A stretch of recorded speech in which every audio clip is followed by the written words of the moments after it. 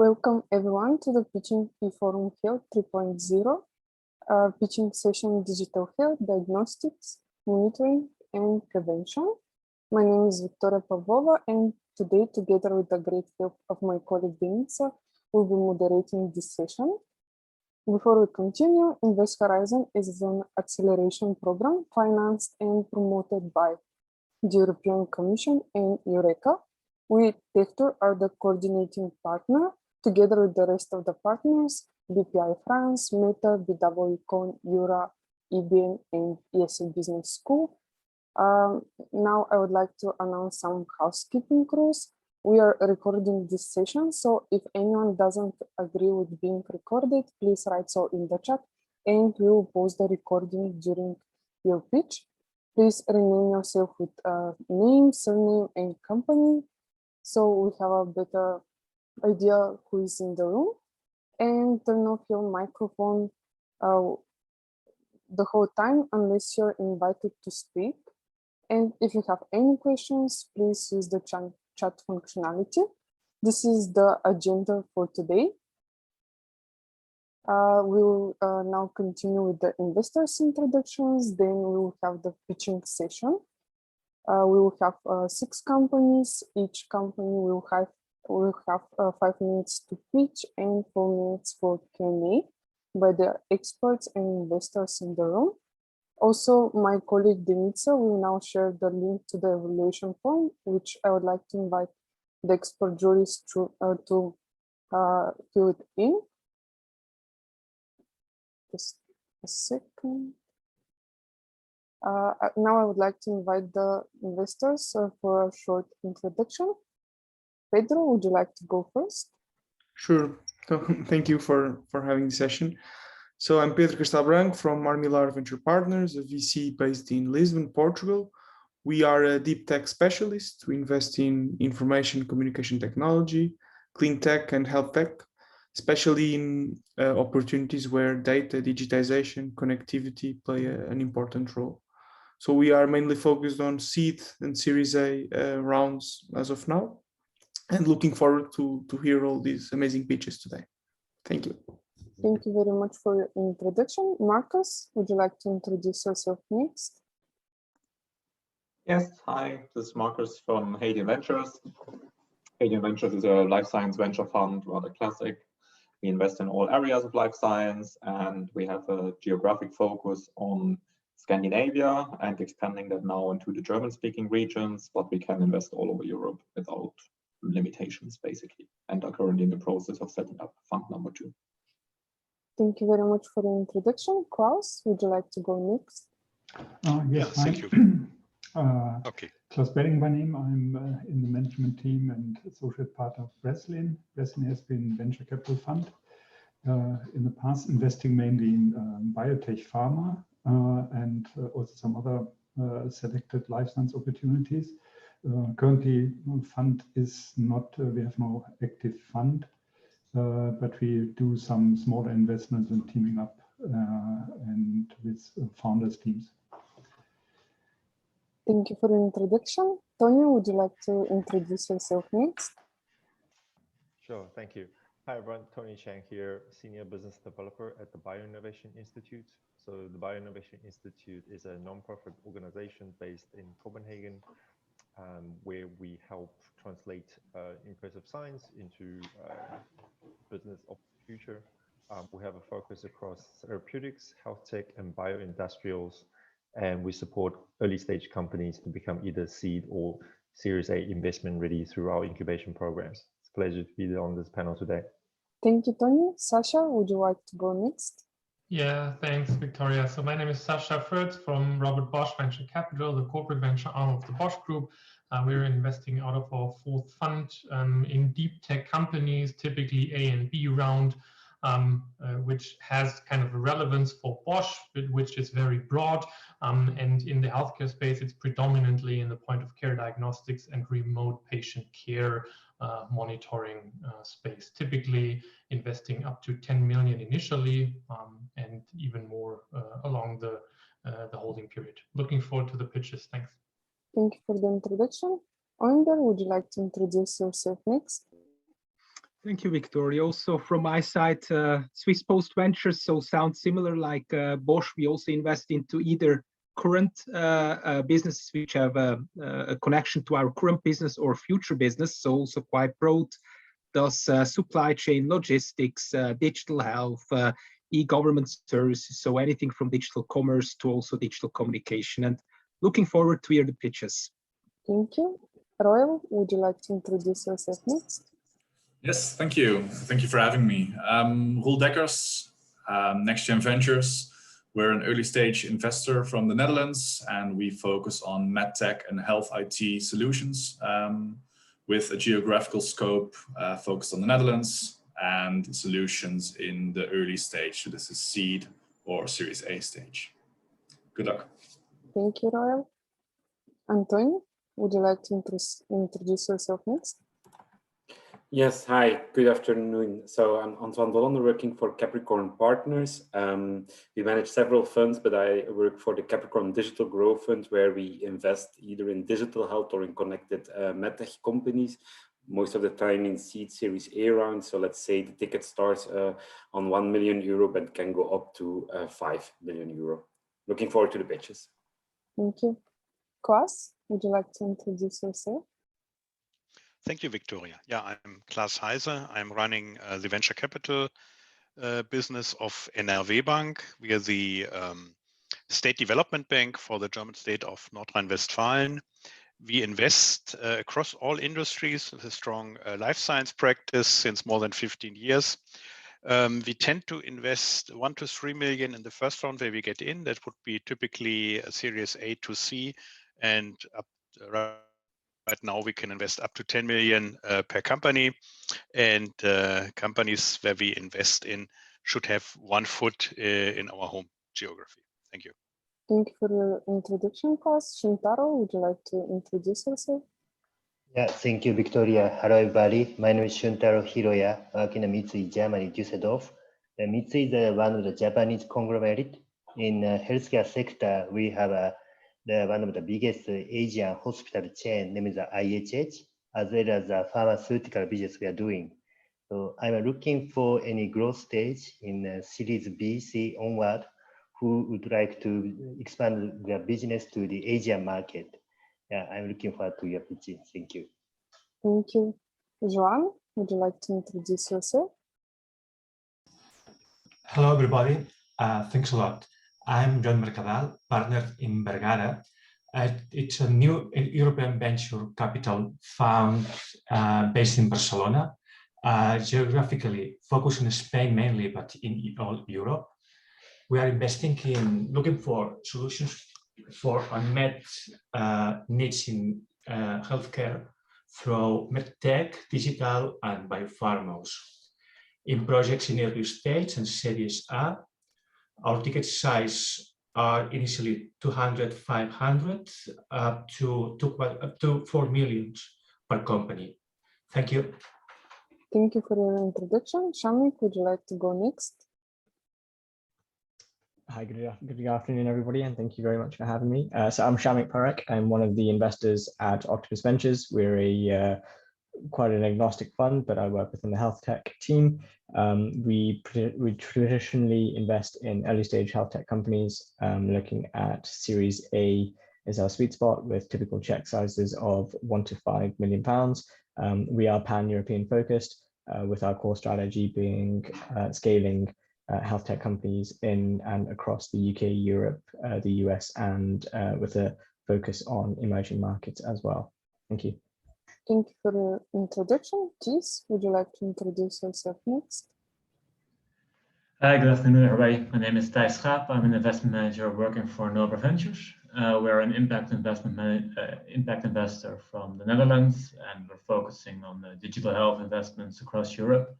Particularly focused on seed tickets, small tickets between 250K and 1 million. Thank you. Christine, would you like to introduce yourself? Yes, hello, my name is Christine Miller. I'm located in Switzerland. I am from Dinbeat Care. We have sort of a unique focus on refinancing any hardware, equipment, whatever it is, mostly tied into a hardware-software combination. we are refinancing those for go-to-market strategies, for recurring revenue models, active in Europe and in the US, with financing volumes between 5 and 10 to 20 million. Thank you. Thank you for the introduction. Francesca, would you like to introduce yourself next? Hi, everyone. I'm Francesca Wutke. I'm the Chief Digital Officer of S.r.l. We're based in Barcelona. We have a focus on companies within the medical dermatology space, as well as those that foster pharmaceutical processes and R&D development. Thank you for the introduction. Dennis, would you like to introduce yourself now? Yes, hello, good afternoon, everybody. My name is Dennis Köppenstein. I'm the Managing Director for Faraday Venture Partners in Germany and Austria. We're an early stage venture capital fund based out of Spain, and we invest sector agnostic in an early stage, starting around 500,000 and then upwards. Looking forward to the pitches today. Thank you. Thank you. Rabab, would you like to introduce yourself next? Hello, I'm Rabab from Early Bird Venture Capital. We're a German VC. I'm part of the healthcare investment team. We're really sector agnostic and very focused on patient outcome primarily. We invest in seed to Series C companies, and our ticket size is 500K to 10 million. Thank you very much for your introduction. Thank you to all the experts.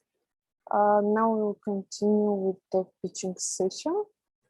The first company to pitch is PreCure. Would you like to now start sharing your screen? Yes, if everything works as it should, you can hear me. And now you can also see my pitch. Yes, so my name, see it. You can see it? Yes. Great, Victoria. My name is Bech Andersen, and I'm the CEO of PreCure and also one of the co-founders. And we are in the business of preventing musculoskeletal disorders. What we have found is that this is normally a well-known issue: lower back pain, tennis elbow, and it's also the #1 work-related health problem in the world. And 58% of all workers in the EU, in fact, report pain associated with this kind of disease, and it leads to employer costs estimated to 39 billion euros. But prevention is a difficult thing to get people to invest in, not just investors, but also companies and customers. But what we have found out that companies are willing to do that because they know the prevention maintenance of equipment, and this is kind of the same thing for their employees. And that is why we focus on large B2B customers. And on the screen, you can see a couple of the ones we work with.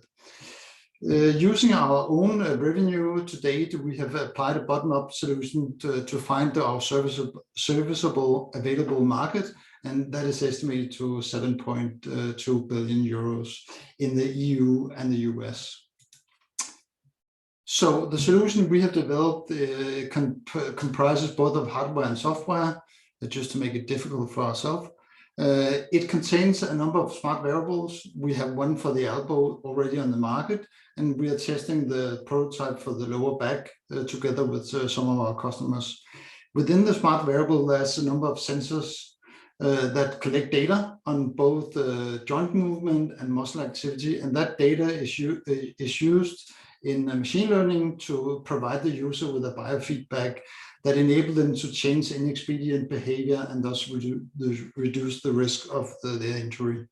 The data is also used to provide the company with insights so they can address the issue from a more structural organizational perspective.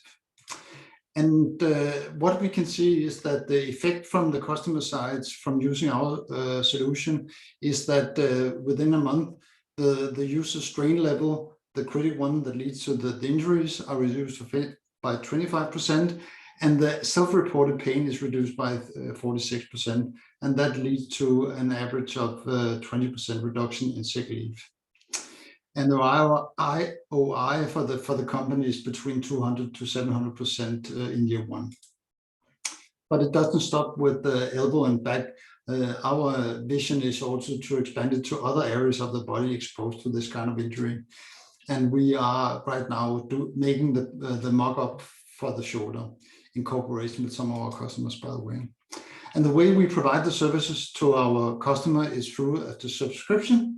Basically what they do is that they rent in the subscription a number of smart wearable. The combination is up to them, and they get the whole software package for free, and we make sure that they get the training and support and onboarding. So in fact, they also end up using our solution. Then we help the company in applying the solution in their environment. That could be either to create the insight by using the system to map a whole department to get the risk, or use it at multiple location remote assessment, or to help the people that already are suffering from the injury. We started having generating revenue in 2019 in Denmark, and we estimate to surpass 1 billion in revenue by next year as we expand to the US and Germany. We have a great team. We are 4 founders coming from various backgrounds within business development, physiotherapy, and engineering. And we have augmented the team by also front-end and back-end and machine learning people, and also sales and marketing. So where are we today? We are in the mix between a startup and a scale-up. We have check-marked a lot of the boxes right now, and that's why we're looking for a new investment. Looking for around 3 to 4 million euros by end next year, and that is to be used for the growth both in existing market but also new markets, and one of them is Japan, simply because our way of operating fit that market. But it's also to digitalize our subscription model, because that fits into the global scalability of it. And that concludes my presentation. Thank you for your ears, and looking forward to your questions. Thank you very much, Finn. You were just right on time. Now I would like to invite the jury members in the room to ask their questions, either by typing them in the chat or unmuting themselves and asking them directly.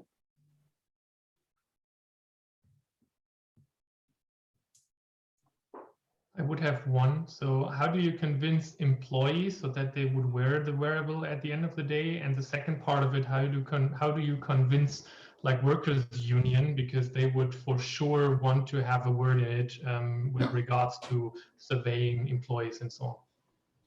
What we see, and you're right, it is an issue, and we are addressing it. What we see both in Europe and the States is it differs. Some countries are more willing to just accept, and then you have other companies like in Germany, where the trade unions are very strong in this. What we do is we work with the companies to ensure that this is data for good, that this is something that promotes something that's good, and we are using that in the implementation of our solution. What we see is that since all of this is anonymous, and we are GDPR compliant and HIPAA compliant, from a legal perspective, that's not the issue. The issue is an issue of trust. And that's why we're supporting both the companies and the trade unions and the employees in implementing the solution, if that answers your question. Yes, thanks. Thank you. We have an indication from Tony in the chat. Tony, would you like to ask a question? Yeah, so thanks, Finn. Can you expand a little bit more on your go-to-market, particularly on sort of what data are you using to convince your potential customers on the potential ROIs that they will receive? Yeah,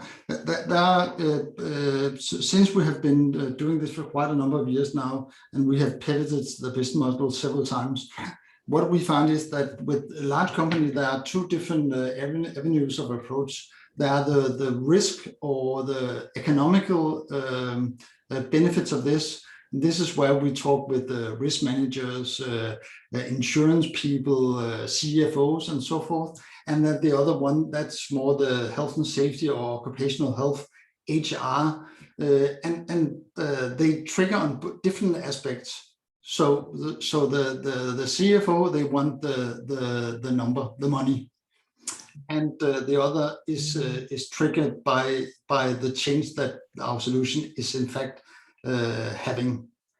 And since we are a data-based organization, it's quite easy for us to provide the data, and we are using that. And one of the things we're doing is that we always do a pre and a post measurement with our customers, so we get a strong baseline what the change is, in fact.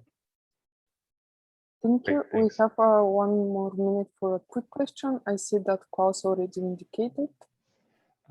Yes, thanks, Finn. I have one question. How is the feedback loop organized? So I see that there's some remote assessment, but there might be also some automatic system built in for the employees. 100% automatic. So based upon the data from the user, it is algorithm that calculate the risk level for the individual user. And it both include the individual owns data, but also the experience we have from the larger population of users. The area where it becomes a personal feedback, that's up to our customers' health and safety organization. What we do, and most of our companies want that, is we are providing like a built-in subscription for consultancy in the application of what we do. But we don't advise the individual user. Okay, thanks. That feedback is 100% automatic. Thank you, Finn. We are out of time, but I would like to remind all the jury members and also the companies that we have one-to-one meetings. So everyone are welcome to use our platform and schedule one-to-one meetings and discuss further. Now I would like to give the floor to Marta from Therapeutics. Hello, good afternoon. Can you hear me? Yes, very well. And now I'm going to try to share my screen. See your presentation. Okay. So I can start. So, good afternoon. My name is Marta Barrachina. I'm one of the co-founders and CEO of Therapeutics. I'm going to present you our map-aided platform, which is a novel Alzheimer's disease early detection technology. We are located in Barcelona, and we have raised up to now nearly 5 million euros from some important investors.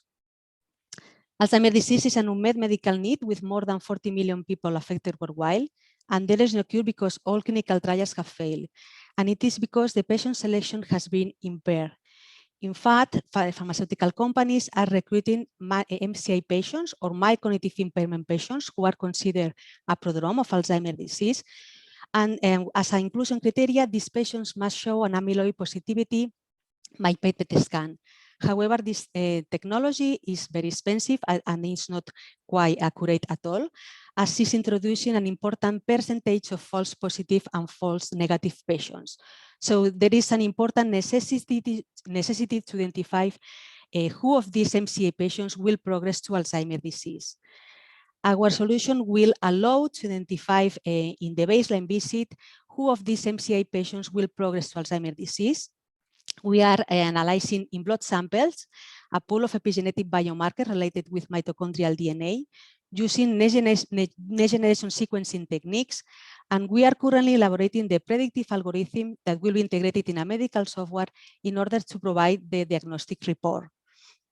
So we are going to reduce to increase the clinical, to boost the clinical success rate in an amyloid independent way and using a minimally invasive technique. Regarding our intellectual property, we have the experimental procedure of our technology patented, and it has been granted in several countries. And we are going to protect the predictive algorithm and the medical software using a trade secret. So we are in front of an important market opportunity.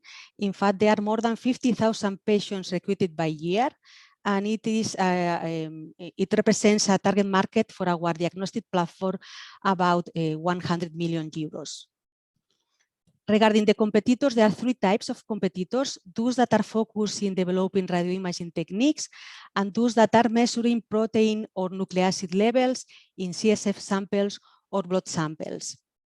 And in this sense, there are 2 competitors that have recently obtained the CE mark in the blood-based test segment.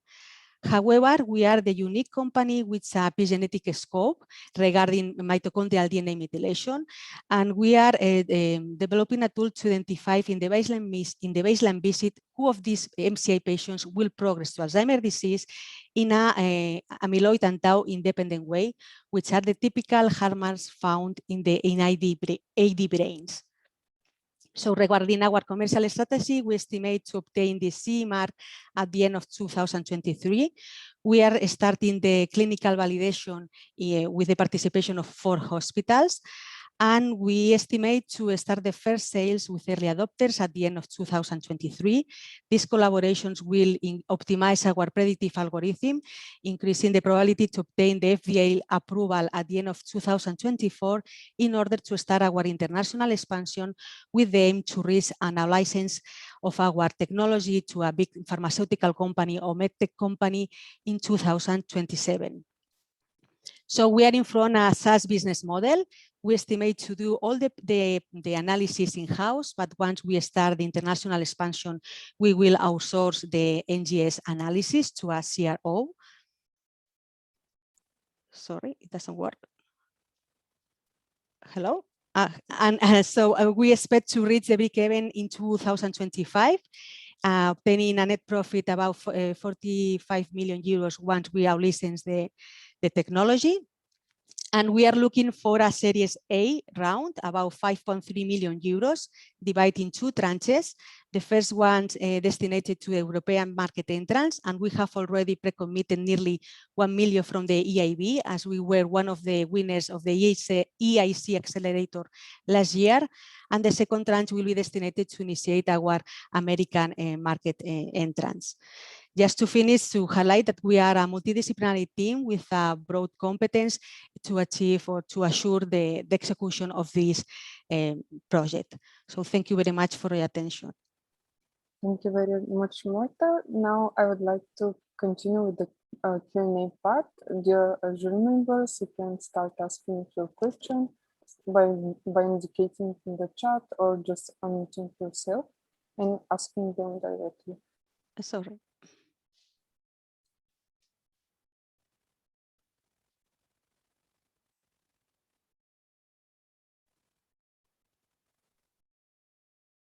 Maybe while we are waiting for the first question, Marta, you can share something more about Admit. Sorry, I haven't heard you. I don't have a good connection now. I don't know what's. Can you hear me now? Yeah. While we are waiting for the first question to arrive, maybe you can share more about Admit. Sorry, sorry, I don't see the. I can see that Tony already has a question. Tony, would you like in the chat? In the chat? No, hey. Just a question. Your preliminary data, has the biomarker been published in publication somewhere, or what preliminary data do you have that indicates that? Yeah. Our proof of concept were obtained in human postmortem brains, analyzing different stages of disease progression regarding Alzheimer's disease, and also in Parkinson's disease brains with respect to control brains. And these data are already published in 2016. However, all the clinical longitudinal prospective study that we have performed in blood samples from MCI patients, and this project was started in 2015, we haven't published any of these data because we are protecting for our IP strategy. And we have our clinical proof of concept performed in 250 patients, MCI patients. All the analysis has been performed in blood samples from baseline visit when all these patients were MCI. And also we have a pilot results regarding the useful of these biomarkers to monitor disease progression. Thank you. We have 1 more minute for question. Anyone else from the Zoom members? Hello. Hi, Marta. Thank you for the presentation. I just wonder from your perspective, what type of validation data do you still need to compile as evidence to at least convince these pharma companies to use your platform for patient stratification? Yeah, in fact, the clinical proof of concept that we have already obtained in the 250 patients that I've mentioned before, 100 patients are from the ABLE consortium, which is an Australian consortium, and these patients were recruited in 2006, so they have a long clinical follow-up, and we have obtained similar results with our core.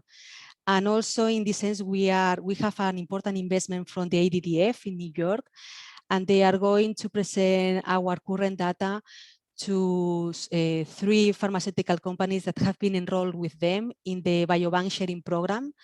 And we are trying to get in contact with them in the following month just to get access to these blood samples from retrospective clinical trials in order to get access to more than 2,000 DNA samples from 2,000 patients, obviously, and of course to have access to a finished clinical trial in order to accelerate our R&D program. So this will facilitate us to be in short term in contact with pharmaceutical companies just through this program that we can have access through our current investors. Thank you, Marta, for answering all of the questions. Now I would like to give the floor to Talia from Dinbeat. Marta, could you please stop sharing your screen so that... sorry. Yeah. Thank you. Okay. Then 1 second. We can see your screen, and you're welcome to start with your presentation. And now you can see the presentation. Yes. So, hello, my name is Talia Bonmati, and I am the CEO of Dinbeat, a tech company where we develop innovative technology to solve real problems. The company was founded in 2016 by David Arran, Francisco Gil, and myself. We all love animals and technology, so we decided to do research in pet market, and we found a big problem we know we will solve through technology. In the vet sector, many of the equipment used in practice is designed for humans, and sometimes not even adapted to pets. Animals tend to bite the wires and only stay still when sedated. But as long as there is no way to track this process automatically, vet professionals must perform manual health controls every hour to check patients' evolution. This means time, resources, and money. To solve this problem, in April 16, we created Dinbeat, our first and pet-centric brand. For 4 years, we were developing the necessary hardware, software, firmware, and algorithms to come up with the solution. Dinbeat 1, the first multi-parameter harness to wirelessly track pets' vital signs in real time. It is a pet-centric medical device exclusively designed for professional use. The system monitors all the medical vital signs vets need, and it sends data remotely, providing an individual alert system to become the best partner for vets in charge of animal recovery. With Dinbeat 1, vets not only can save up to 60% in health tracking costs, but also they can improve their services and their customer engagement. Hospitalization tracking is the main use of Dinbeat 1, but with the boost of the telemedicine service in the veterinary sector, the product is also being used for home monitoring and outside the clinic data gathering. We have 3 revenue streams going from short to long term: sales, subscription, and SaaS services, and the most important one, data monetization. Dinbeat 1 is a medical device validated in clinical trials for 2 years. We consider current gold standard medical devices as our main competitors. Some of the advantages of using Dinbeat 1 as a tool for vet practice are the real-time alerts, the modular concept of the technology, and the fact it offers new extra income to veterinary centers. The product was sold for the first time in March 2020 in Spain. Up to date, we have 32 customers and 2 non-exclusive distribution agreements in Spain, one with Covetrus for UK and one for Japan. Our aim is to position Dinbeat as the leading pet tech brand providing B2B and B2C products and services.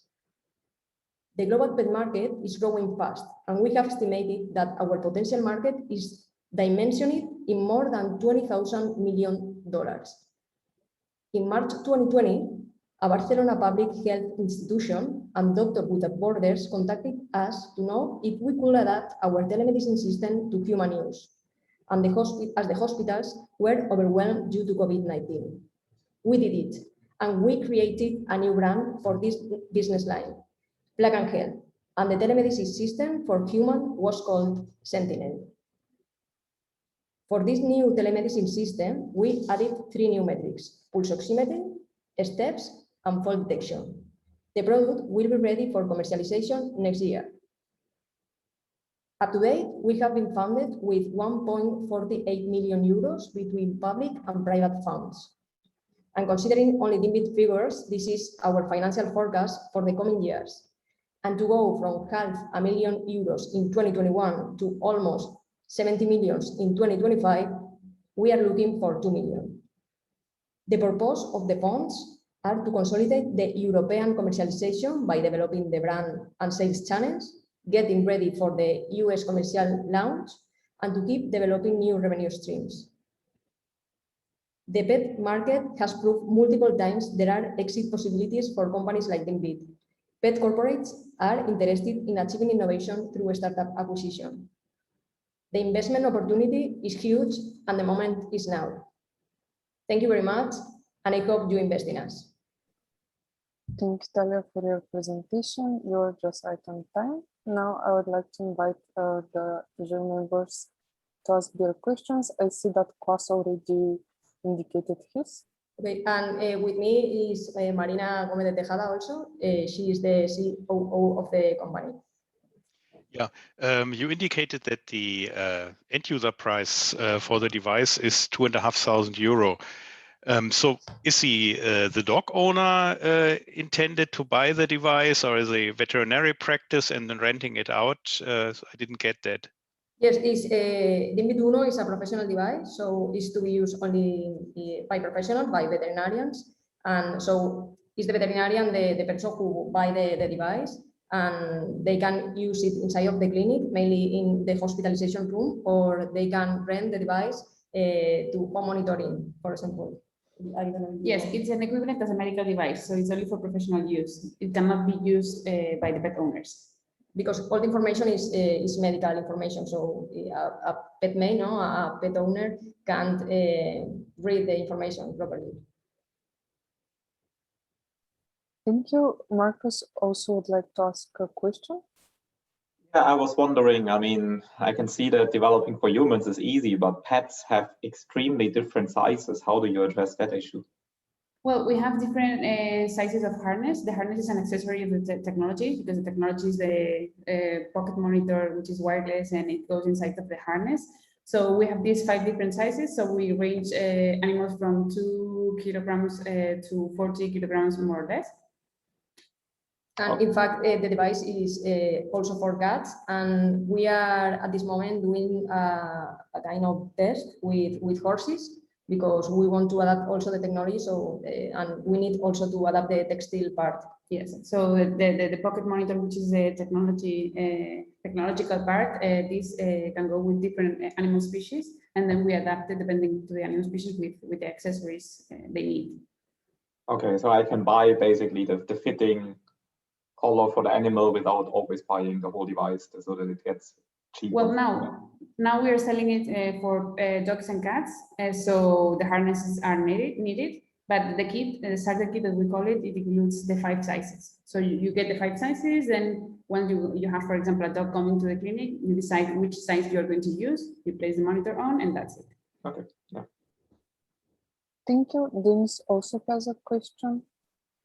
Yeah, hi, thank you very much for the presentation. So just a quick question on how the data is actually going to go into the management system of the vets. So they usually have like a practice management system, super scattered in every different country in Europe and the US. How do you make sure that the data gets in there? Well, now data is not integrated with their BMS. So we provide a cloud-based platform. So where docs see to the data, they can visualize all data there, and also they can download the data if they want, but it's not connected with the PMS because, as you said properly, there are a lot of PMS being used. So yes, we will develop an API for them to connect to our system, but now they are using the cloud-based platform. So we have this cloud-based for laptops and tablets, and also we have a smartphone app to be used for the alerts. And this, yes. In fact, the API is to make their job easier, because they will be able to create the patients from the system. Yeah, the system. Thank you. Thank you. We have a very short time for a quick question. If anyone else would like to ask from the jury members. Okay, now I can again encourage you to use the one-to-one meetings platform. So if you have any questions, please schedule one-to-one meetings. Now I would like to invite Dovydas from Ligence to share his presentation.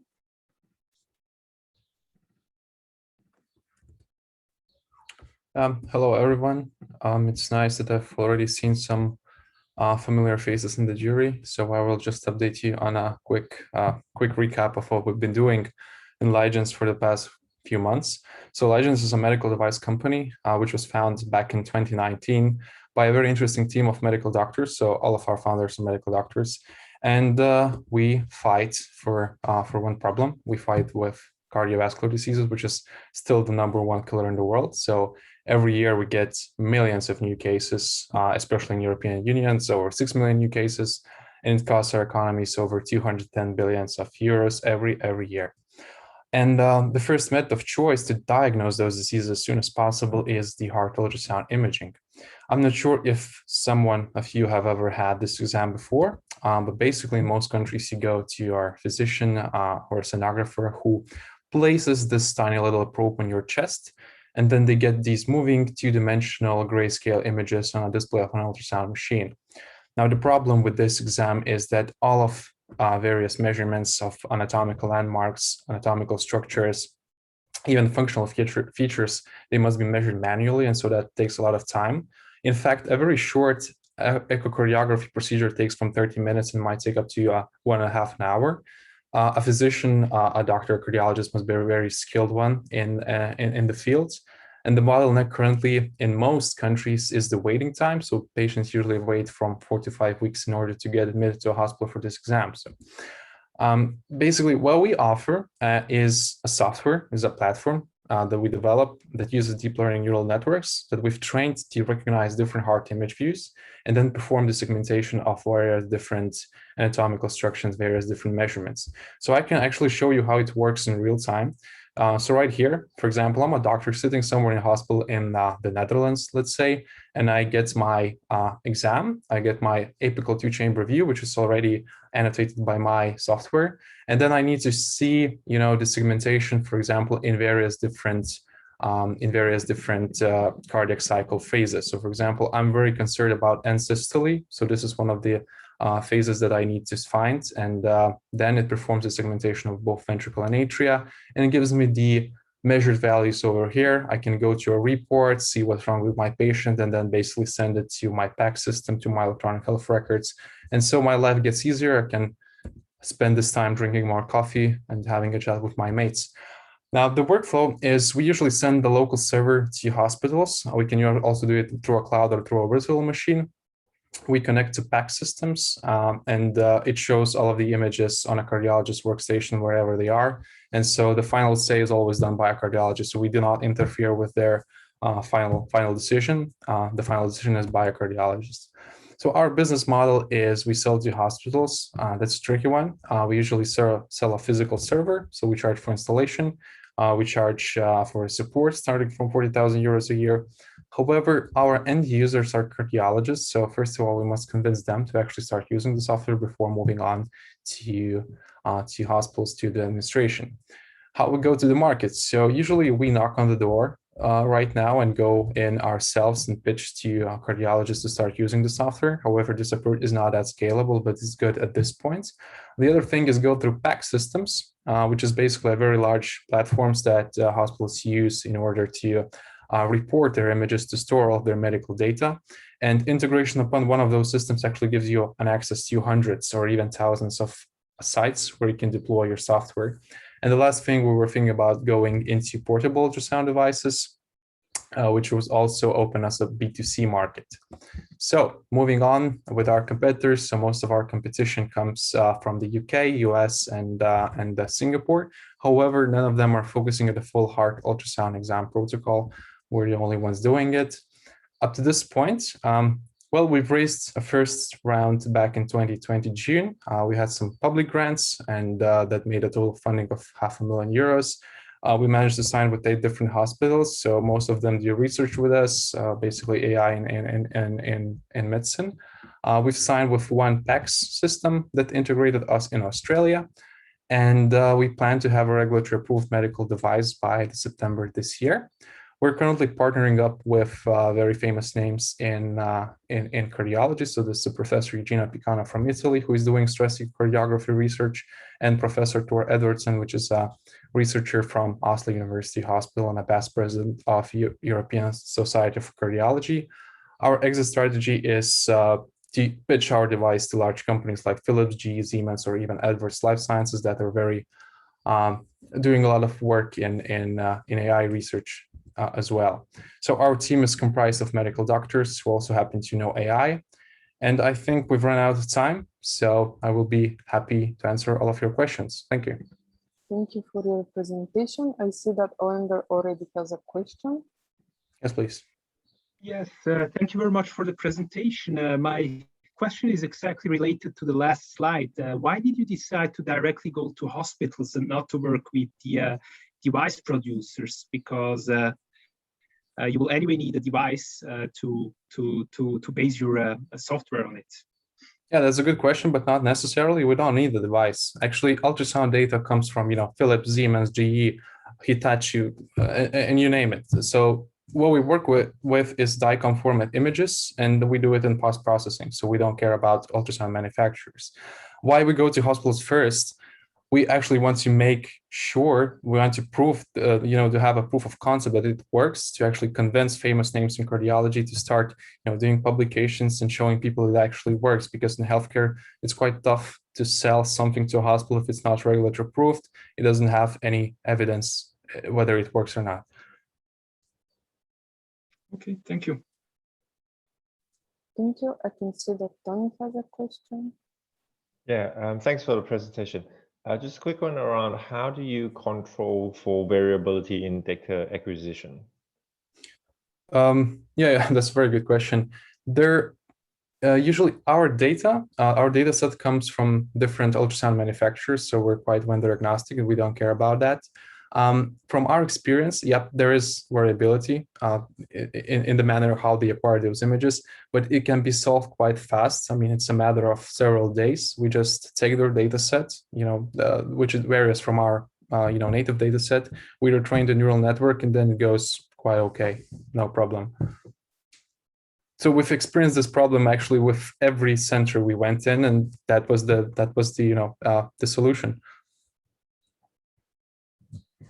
Thank you. We have time for one more quick question. Anyone else from the Zoom members would like to ask a question? Yes, one question. Yes, sorry. Well, ultrasound reimbursement rates are notoriously low, right? So it's not a blockbuster procedure where the hospitals earn a whole lot of money. Are you gathering any data about the economics, basically, of the additional added cost, and then also basically the maybe time saved or whatever it is, that you can show that the single procedure actually stays cost effective, or just basically that's a very perfect question. I mean, the ultrasound reimbursement really varies from country to country. It's 56 euros in Lithuania, and it's over 400 euros in Norway, believe me. Yeah. So what we pitch and how we calculate the economics is we basically see that there is a very huge line of patients piling up. So there's a 4-week waiting line. So if you can squeeze that line down to 1 or 2 weeks, you can have at least twice that many patients in the same time. So we basically double the revenues and just take a fraction of it. So for example, 10% of the objective value we create. Okay. Do you have data to show that? We have data from clinical trials. So we saw that the software performs a set of measurements automatically 4 times faster than a human cardiologist with a 93% accuracy when compared to human operators. So that's quite high. Usually, to be honest with you, we don't know exactly how much it takes for a cardiologist or a technician to acquire those images, but it's a fixed amount of time, and they usually will never do that.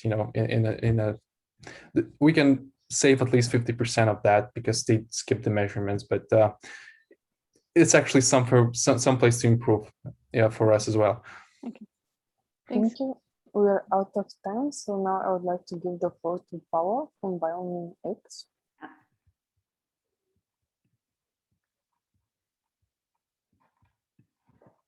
Good. You should be able to see my presentation now, right? Now it's full screen. Okay. The floor is yours. Yeah. So thank you. I'm Paola Occhetta. I'm the CEO of BiomimX. We are an Italian startup, and we offer an innovative and fully human technological platform to revolutionize the process of drug development. Indeed, it's known that the drug developmental pipeline is still highly not efficient, and this is mainly due to the poor translational value of preclinical tests. We currently are failing in resembling human complexity. And moreover, new regulations are forcing pharma to find alternatives also to animal models, which are instead still widely used in preclinical development. And to fill this gap, Organ-on-Chip promised to define new standards for predicting how a human responds to drug with greater reliability than current preclinical methods. And it has been estimated that their introduction in the drug developmental pipeline will result in a reduction up to 700 million per drug in R&D cost, with a drastic increase in the success rate. Organ-on-Chip are in vitro tool that can shrink a human organ function down to the size of a coin, and they have been named among the top 10 emerging technologies by the Economic World Forum. However, before the right organ-on-chip can be used in the right context of use and exert the expected impact in the drug developmental pipeline, there are still unmet needs that has to be solved, related to the level of maturation of the model achievable, the possibility to obtain native life functionalities, and also to mimic pathological phenotypes, not only physiological one. And for this, new technological solutions are still required out there. And BiomimX proposes human beating organ-on-chip, which are a technological platform with unprecedented ability to mimic human pathophysiology, able to fully unlock the potential of organ-on-chip in a manifold of different contexts of use, and potentially down to a single patient resolution towards the future of precision medicine. Sorry. This is possible thanks to our patented technology, UBEAT, which can integrate for the first time into our in vitro model key elements defining most of human organs, which are three-dimensional environment and mechanical stimulation. We demonstrated that our UBEAT-based model provides highly predictive results, matching human response to drug in different contexts of use. And precisely, UBEAT can drive in vitro tissue maturation in short experimental time, achieving unprecedented tissue functionalities, and also enables to develop clinically relevant pathological models without the need of external artifacts. And we demonstrated it in 3 specific case studies: UART, a model of beating heart on chip; UNI, the first in vitro human model of osteoarthritis; and USCAR, which is the model of cardiac fibrosis. And for all these models, we have fully biological and pharmacological validation that I will be happy to share with you if you're interested in. Our target market is the market of organ-on-chip, which is brand new, and compared to competitors, we can claim a clear technological advantage. Our business strategy consists today in going to our final customer, pharma, biotech, and MD company to propose our UBEAT-based model as substitute to in vitro tools in no-regulated context of use. And for this, we already have a market validation, more than 20 beta testers worldwide using our platform, 3 contracts with CRO for co-commercializing our UBEAT-based model, and 2 direct contracts with customer. However, we are also aiming in the future to propose our UBIT-based model as substitute to animal, and for this we will have to pursue an official certification that in Europe goes through ECVAM. And if one of our models will be certified, all pharma companies will have to use it. And for this, we're already engaging with regulatory bodies to collect evidences in our first case study.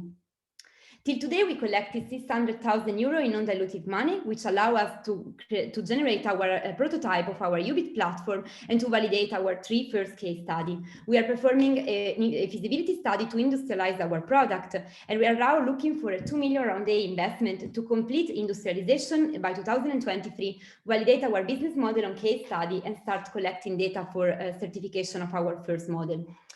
These are our financial projections. We are envisioning an EBITDA greater than 60 million by 2027. And what I want to highlight is that this projection only refers to commercialization of our case study.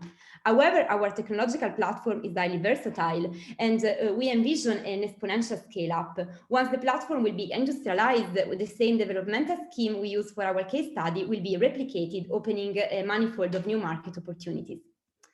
All of this, all of what I show you is possible thanks to our highly competent and qualified teams. And I hope I convinced you that our beating organ on chip solution will really revolutionize the way we are testing drug toward a more predictive future. Thank you. Thank you, Paola, for your presentation. Okay, I already see the first question from Francesca. Francesca, would you like to ask it directly? Hi, Paola. Thanks so much for that. That was a great presentation. Are you also considering academic research centers as one of your targets, or are you focused on pharma and biotech companies? Sure. Yeah, no, we are definitely considering also research laboratories. Actually, research laboratories are already our customer. We are already selling them our prototype platform. Most of them are our key partner, and with them we are developing new models. And for sure, we see that once the platform will be industrialized, the research laboratories will be a large part of our customer segment. Okay, great. Thank you. Thank you. Klaus also has questions. Yeah, thanks. Since basically the cost of studies is so high for companies developing new drugs, so I would expect that they would only spend time and money on a new approach if they are reasonably certain that it's equivalent to what they have done so far with, I don't know, animal model, real organs, whatever. Do you already have a published scientific body of work giving the companies assurance that this is the case? Yes, so for our first case study, which we have UART, which is the model of heart, we published already works showing in collaboration with an Italian CRO that our model is able to predict cardiotoxicity with a high degree of affidability as compared to comparable solution. So for that, we have our demonstration, and we are also performing more pharmacological validation in collaboration with other CRO. Also for other second model, which is instead a model of osteoarthritis, there the situation is a bit more blue sky because no models exist yet. So pharma companies do not have an alternative. And if they want to develop osteoarthritic anti-OA drug, they have to basically go blind to clinical trials. So also on that, we publish work in Nature where we show that our model gives evidences that are correlating, in this case, with clinical evidences. So in collaboration with hospitals. And we are doing so for other model that we have in R&D pipeline. Thank you. Thank you. We have time for one more question.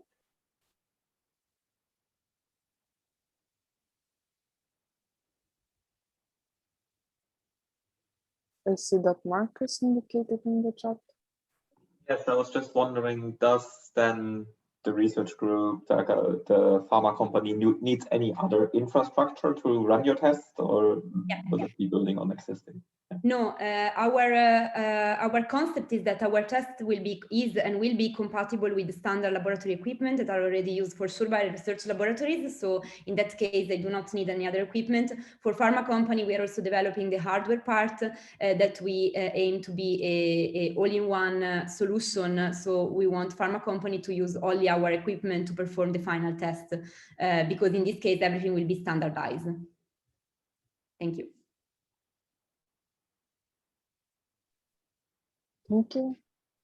If there are no more questions, we can continue with the next company. Thank you. Mauro from Medyria, you're welcome to start sharing your presentation.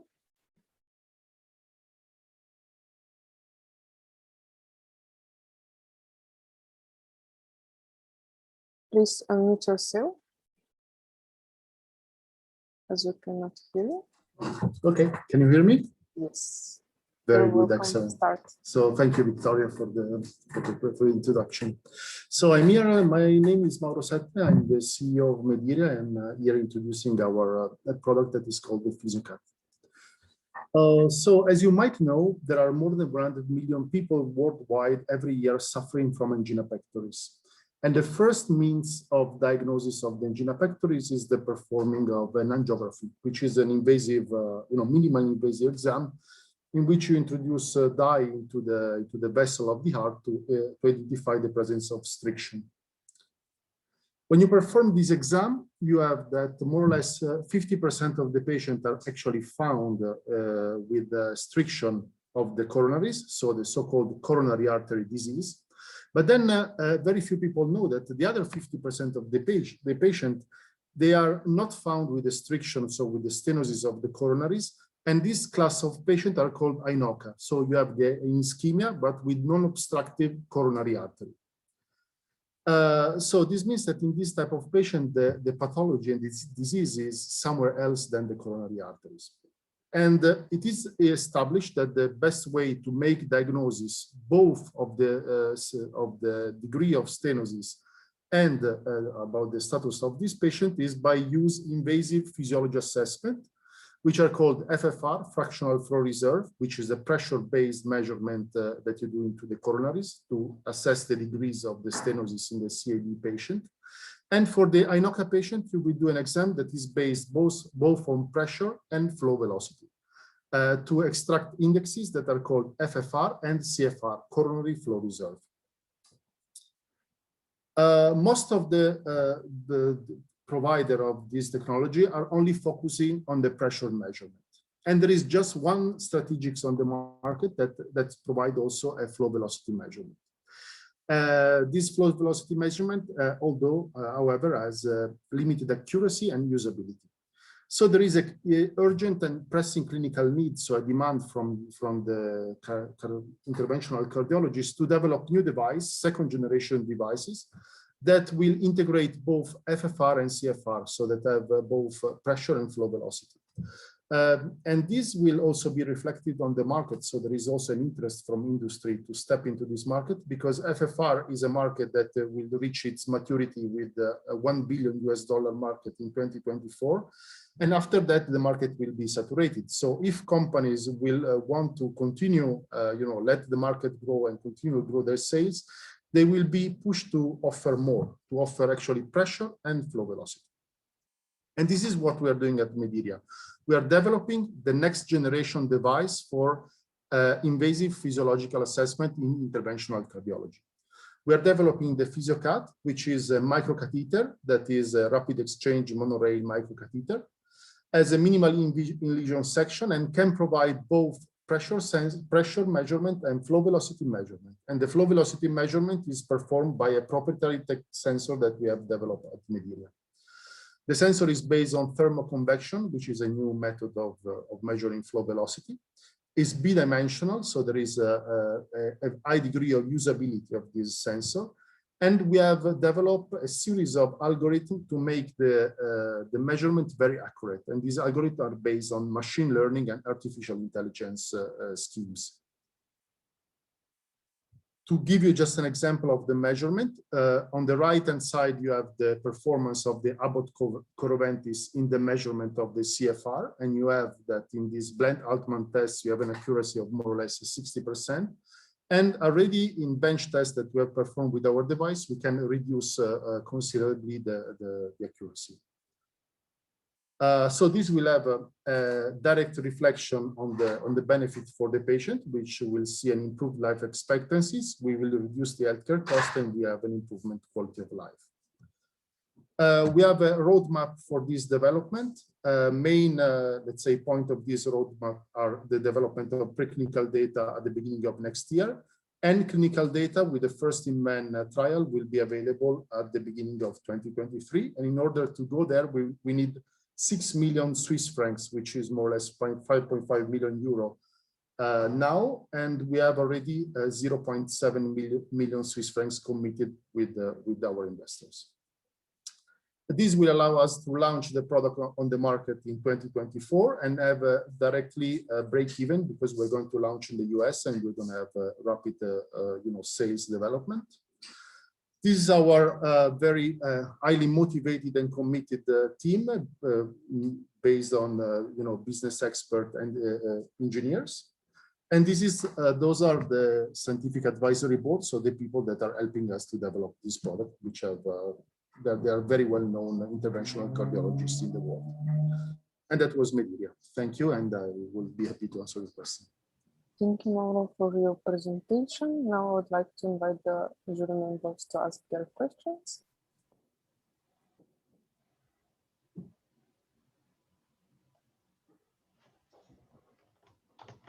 I can see that Klaus is unmuted. Would you like to ask your question? Yes, hello. Thanks for the presentation, Mauro. I would like to know what is exactly IP coverage you have on the technology? What is the question? The peak coverage? The IP coverage you have in this technology, or? The IP, sorry. Yeah, so we have developed already 4 patents on the device protecting the sensor and the device itself. And the patents are already granted in most of the regions, like we have coverage in Japan, China, Europe, and US. And we are now there is a 5th patent in preparation, which will cover the part of the artificial intelligence. Thank you. Anyone else who would like to ask a question?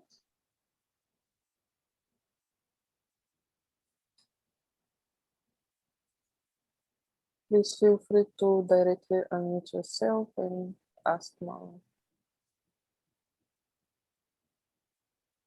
I see that there's something in the chat. Okay. Meanwhile, Mauro, would you like to share something more about your company? Yeah, maybe just about on the cost of these pathologies and about the cost effectiveness of our device. I think that very little people knows that coronary artery disease. So in the life of a patient, the coronary artery disease of a sick patient will cost more or less $1 million US. And even if you're not doing an intervention, so you're not, unblocking the arteries in non-obstructive CAD, still you have a high cost in this type of patient, which are more or less 75% of the other one. And those costs goes mainly in misdiagnosis, because the surgeon today, they don't have a good tool to make the right diagnosis. Having not performing the right diagnosis, you will not have compliance of the patient to the therapy. So this patient will be sick very often and then don't converge to a good healthcare. Thank you. Klaus and Marcus have questions? Yeah, I'm just wondering, I guess you are aware of CathWorks from Israel. How are they kind of going against your business as they can do it? Basically, yeah. Kind of measure. Yeah, so CathWorks, they are actually not going against our business, because we are, we are a partner with them, because they provide a way to measure the FFR in a non-invasive way, and we are invasive. So these 2 methods, they are not one against each other, but is a way of confirming the need of making invasive measurement. And as I said, CathWorks can only provide the FFR measurement, and we are going to provide FFR plus CFR. So CathWorks can work only in CAD patient, and we are going to work in CAD and INOCA patient. Thank you. Klaus also had a question. Yeah, was also generally related to the competition in terms you mentioned the big companies which are in the market.